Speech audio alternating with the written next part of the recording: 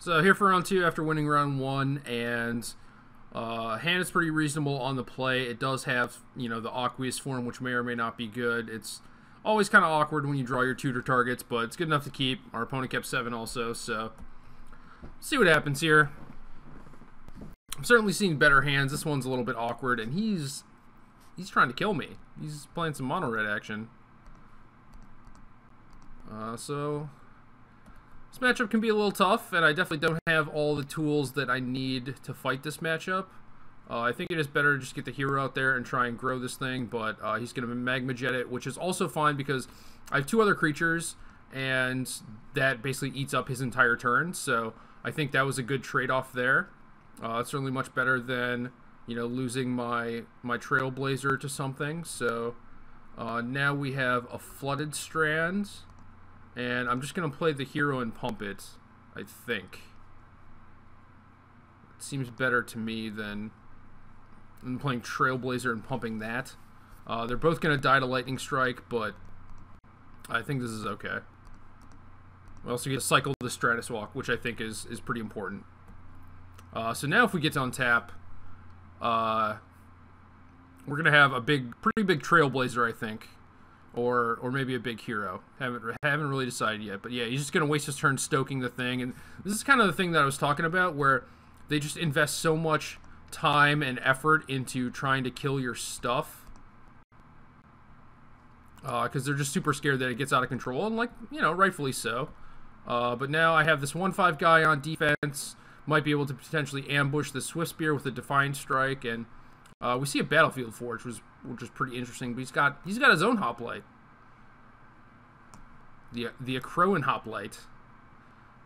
So now we'll see what happens, I guess. And he's just not going to attack. He's not going to risk it, which is pretty smart. So definitely not going to attack here. Just going to keep this guy on defense and try to ambush something with this Defiant Strike, and we'll see if that works out or not. If I lose this Trailblazer, then we're going to be in some trouble, but I think this guy is going to help us stabilize. So he's got another hoplite. Okay. So this deck's kind of weird, but he's still not attacking. He's still scared, but now we have another creature, so that's kind of interesting. With Defiant Strike on our 2/2, we can hard counter something with Stubborn Denial, which is pretty sweet. But these hoplites might be getting out of control. Especially if he plays something like Hordling Outburst, but if he had that, I think he would have played it last turn. So now the team is coming. And he obviously has a spell since he's sending the Swift Spear. But I think we can safely put the hoplite there and the Trailblazer on one of these things. And that's it. No spells, no nothings. And then he plays a Fire Drinker Satyr, so kind of interesting. Might as well just get this Plains out there. Could definitely draw something like a Thoughts' Ordeal and just kind of go off. So we want all of our mana in play. There's no real use to holding back lands and trying to bluff something. Our opponent's kind of in a position to where he can't really afford. Can't really afford to play around anything. So now we're in kind of a rough spot. These things are 5 power. Basically at a point where I need to pump this Trailblazer to not get wrecked by these hoplites. Alternatively, I could put the Battlewise hoplite in front of another hoplite. That might be better. Can also pump this Fire Drinker Satyr twice, so maybe I'm just better off putting the Trailblazer in front of that and this on a hoplite and just trading up, and that that takes my Stubborn Denial down. But I think this is what I have to do. I think I have to kill 2 guys this turn to make sure his Acroan hoplites don't get out of control.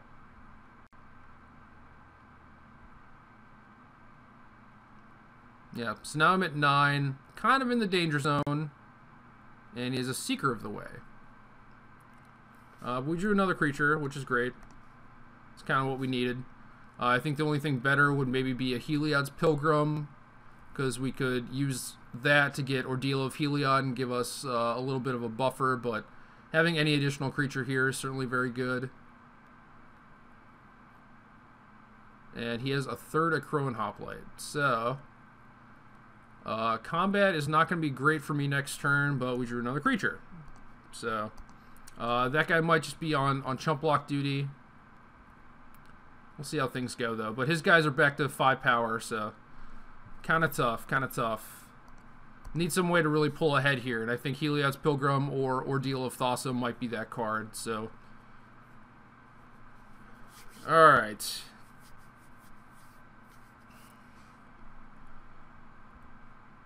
So these hoplites are huge again. I'm definitely fine putting the 2/2 in front of one of them. I could also put Favored Hoplite in front of one and Defiant Strike it. That might be my best plan. And then just put Trailblazer in front of the Seeker.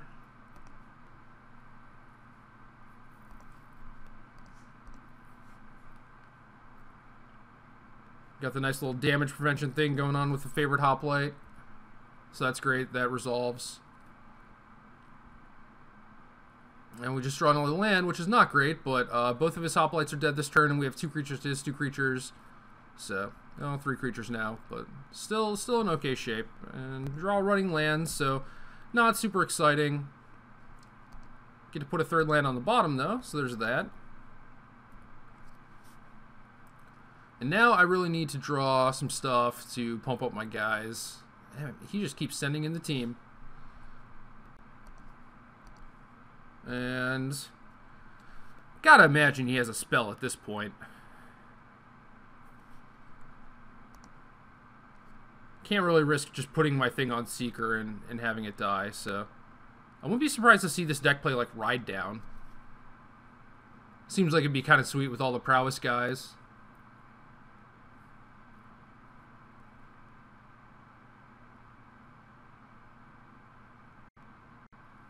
But it looks like a Stoke the Flames, and that's kind of unfortunate. Stubborn Denial is out of range. You know, we didn't have enough gas to keep our guys big, so kind of stinks. But he's just stoking me, so that's interesting. So now I'm at 1 life. Now we need something. Pilgrim, please. Another Flooded Strands. Probably not going to do it. So now I'm dead to basically anything. Just flooded out pretty badly here.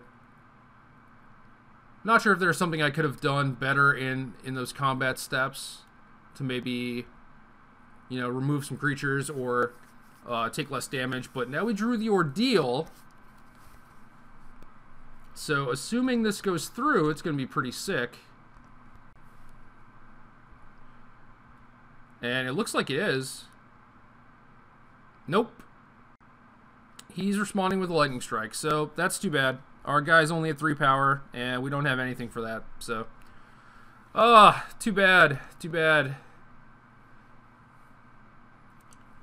Surprised he actually gave me a draw step, but that's alright. It's alright.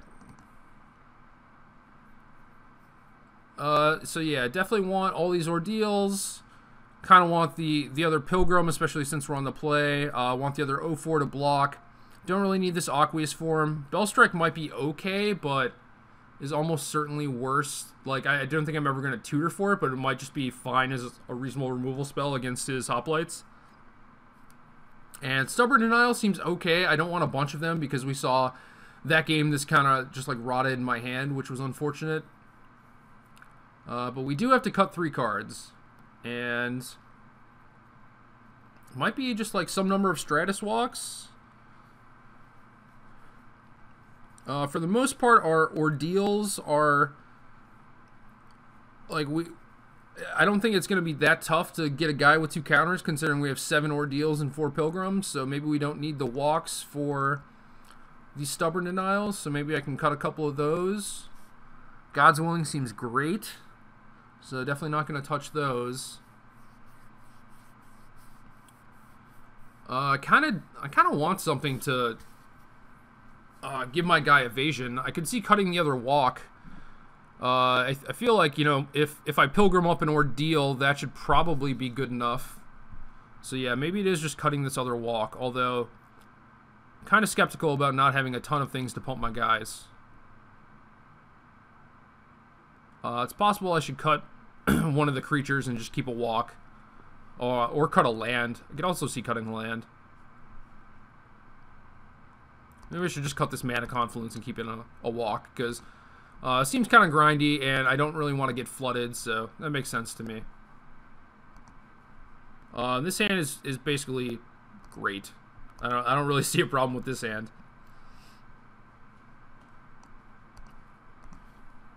So we're gonna lead with Temple.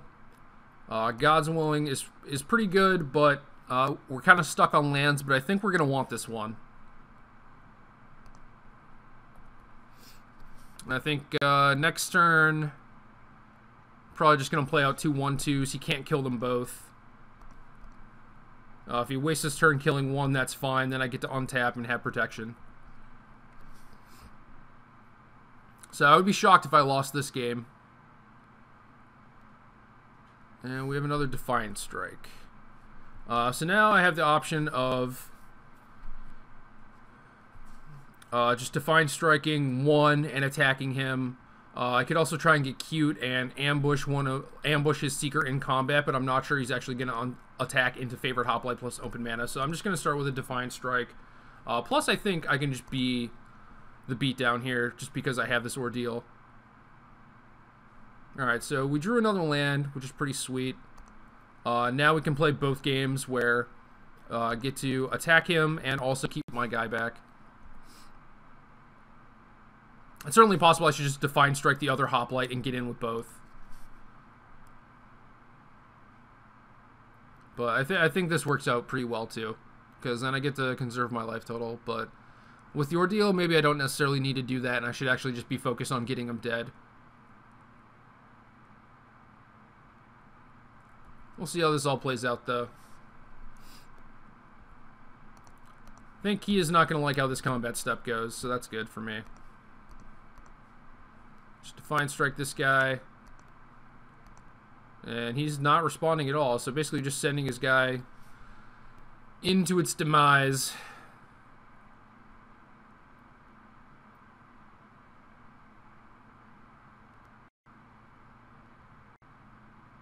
And yeah, just wanted to get the prowess on that thing, I guess, but not super worried about that. Have this Ordeal going on. Our guy's super huge. I don't think we need God's Willing protection this turn, so I don't mind potentially trading God's Willing for this War Name. Because I think just having a 4/5 and a 3/4, like that should be good enough. I don't think you can really remove both of those, so.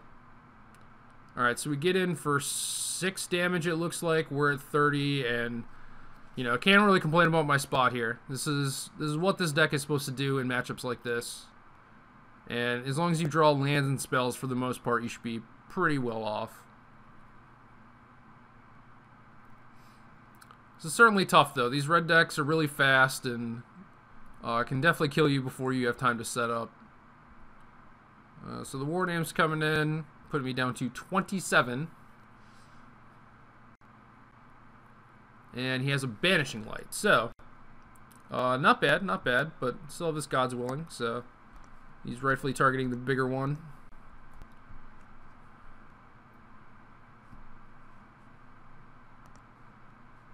Give my guy Pro White here. Land seems fine to me, and then I can play Pilgrim and still have God's Willing open. And I wouldn't be shocked to see a concession, and yeah. Alright, that was a quick one. How Magic was meant to be played. Just playing some Haymaker Magic here. Building battleships and protecting them from removal spells. That's what it's all about. So, I could definitely see cutting one of the ETB tap lands for a Mana Confluence since I'm on the draw. I think, despite the ETB tapped land that I would cut being a Tranquil Cove, the life gain land, which would kind of help in this matchup. I think I save more life by actually curving out, but it all depends, you know? I mean, if Cove is my first land, then it's not that bad. It's when you start drawing multiple ETB tap lands when it starts being a problem, and, you know, Mana Confluence could also create its own problems, so I think I'm going to keep it just the way it is, but I could definitely see having the Confluence in on the draw instead of the Cove. Other than that, I'm pretty happy with all the stuff I did. Still haven't seen too many spells out of him, you know, like the requisite burn spells and Banishing Light, but I have God's Willing for that, and I don't feel like I need more Stubborn Denials, because once my guys get out of range, it's like pretty tough outside of Banishing Light for him to actually beat them, so. This still seems fine to me. We'll see, though. We'll see.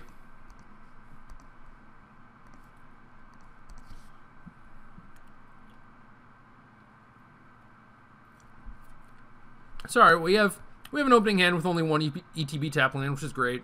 We have an 0-4 to block, God's Willing to protect it, and a Pilgrim to find an Ordeal. So this hand might be a little bit on the slow end, but I think it's good enough, especially since he doesn't have a 1-drop, and we drew another 0-4. So we got a lot of stuff going on here.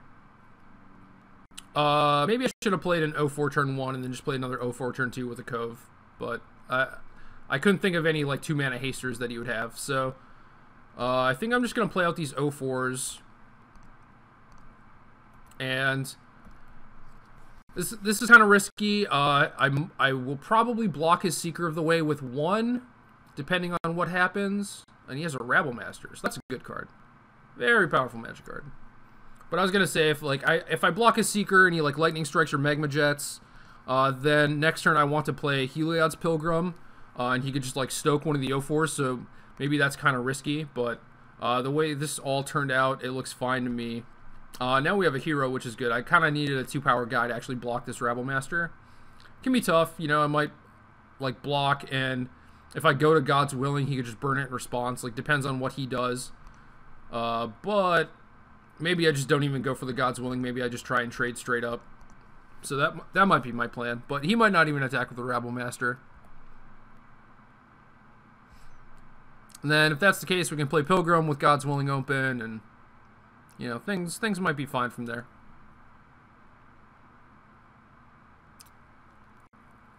Yeah, if he doesn't attack with the Rabble Master, I have a bunch of blockers to like stop his goblins, so not in the worst spot. Things are kind of dicey right now. Stubborn Denial is a little ways off. Should be active a couple turns from now, but right now it's not really doing a whole lot unless he doesn't play around it. Like, I could definitely see him stoking something right now, tapping all of his mana, which, you know, then I could get him. That would be great, but alright, so he's got a Hoplite.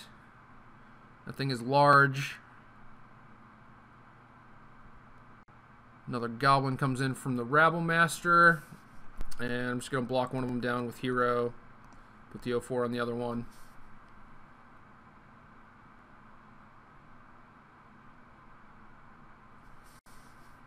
Oh, now he's going for Searing Blood after I block. So, I could Stubborn Denial this, but I think it's actually better to use God's Willing.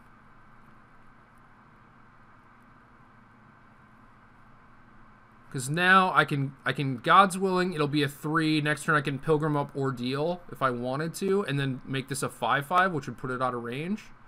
Granted, he could block with all his guys, but if he does that, I think I'm pretty fine with that. So yeah, I'm just going to go for the God's Willing here. Strange that he would do that after I block, but do I want another God's Willing? I think I do. Just anything that pumps my guys, basically, and keeps guys in combat, so. Now maybe I just play Pilgrim and pass. Kind of do need to block his incoming Onslaught.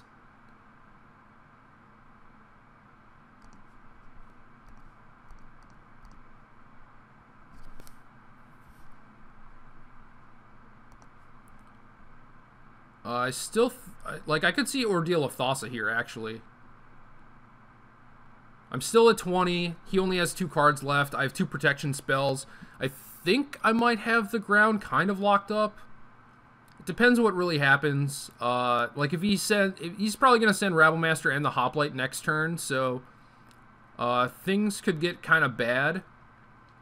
If I go for the God's Willing before damage and he has a burn spell, that could end pretty poorly for me. So maybe I just need more gas here. Because I don't think I'm going to be taking a bunch of damage. I could certainly be wrong about that, though.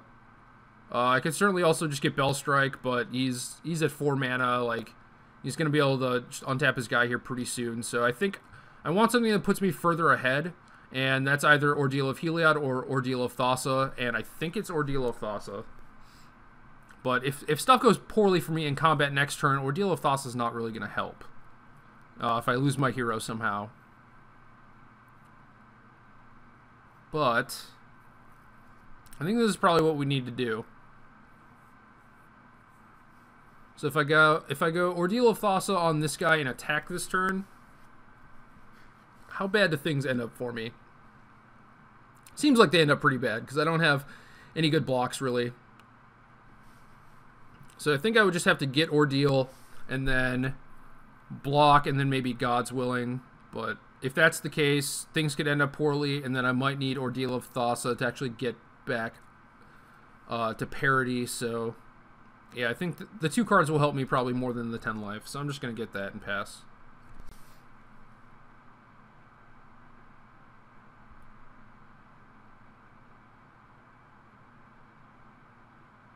This is a dicey situation.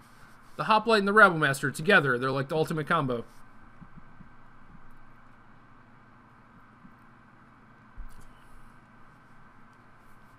This guy's deck is certainly pretty interesting, though, just like the white-red beatdowns. I'd be shocked if he didn't have Hordling Outburst in his deck with the Hoplites, but I don't know, it's also so good with Swift Spear and Seeker of the Way. He's got to have that card in his deck. This deck is pretty sweet.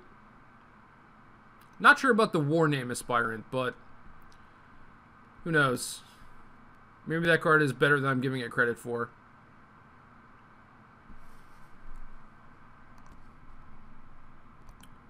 So our opponent just went super deep in the tank and came out with Monastery Swift Spear. I'm sure that is the start to a bunch of happenings. And now he's going for the Banishing Light. So I'm definitely pretty happy to see this. Pretty sure I like using God's Willing here. Because the pro-white means that he can't attack with the Hoplite this turn. I could also Stubborn Denial it, but like now my guy is in like Stubborn Denial territory, you know? Like we are ferocious currently.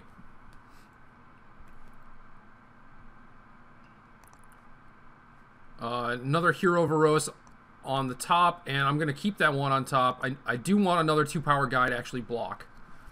So now we'll see what happens. I really don't think he has a great attack here, but I don't know. We'll see what happens, I guess. Yeah, it just looks like the goblins are coming. I get to eat those, which is great. Put him back to 0 things. And now I think I have to Ordeal of Thassa and attack him. Or rather, I get to Ordeal of Thassa and attack him.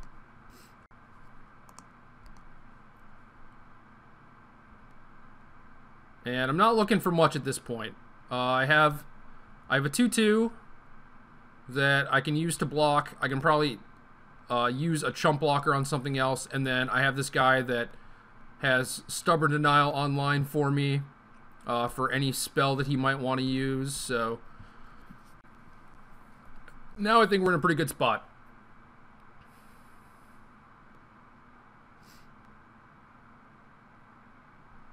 Yeah, just like these 1-mana interaction cards, these are the key right here. Like those are how you get your tempo swings. That's how you create a big advantage. And I'll be curious to see what happens this turn. Yeah, everyone's coming. All right, so that's not surprising. So Hoplite gets bigger, Rabble Master gets slightly bigger. And I think I have to put the hero in front of the Hoplite. Pilgrim in front of Goblin makes sense to me. And then I can go 0-4s on the biggest things. Well, I guess biggest thing would be the Seeker, not the Swift Spear. And this looks good to me.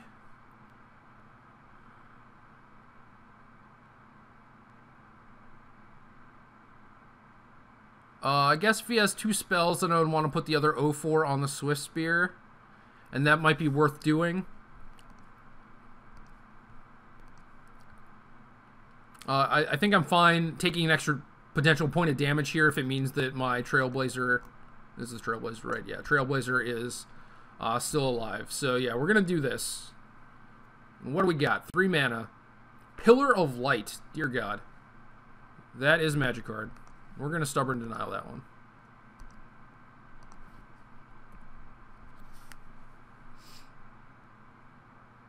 One-mana interaction. That's what it's all about.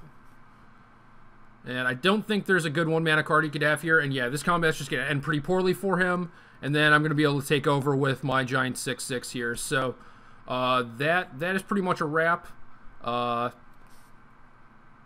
that was a pretty interesting matchup. I kind of like his deck, actually. It's very interesting. I'm very curious to see if he actually has Whirling Outburst. Again, I think he should probably have it in his deck if he doesn't, but maybe that could have helped him, because he could have swarmed me a little bit easier. You know, there were some turns where, like, Rabble Master was getting out of control and stuff, and would make this Hoplite insanely huge, and then he could maybe have something like Ride Down also to make the Hoplite a little bit better, but yeah, that's it. Generally, these mono-red decks, or, you know, red X decks, are kind of easy matchups. Game 1 can be a little tough because you only have, like, the one Ordeal and a couple Pilgrims, and if they get on board quick, it can be tough to actually catch back up, but this matchup's pretty good.